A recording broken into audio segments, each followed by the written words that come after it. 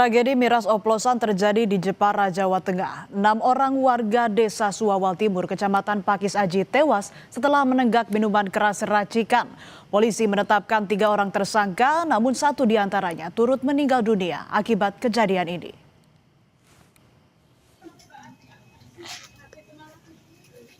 Enam warga desa Suawal Timur, Kecamatan Pakis Aji, Jepara, tewas usai menenggak minuman keras oplosan di sebuah warung pada Minggu 8 Februari 2026. 8 orang sempat dilarikan ke rumah sakit, namun 6 diantaranya meninggal dunia secara bertahap pada Senin dan Selasa. 2 korban lainnya hingga kini masih menjalani perawatan intensif.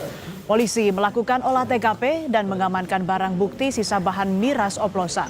Hasil penyidikan menetapkan 3 tersangka, namun 1 diantaranya turut meninggal dunia dengan ancaman hukuman maksimal 15 tahun penjara.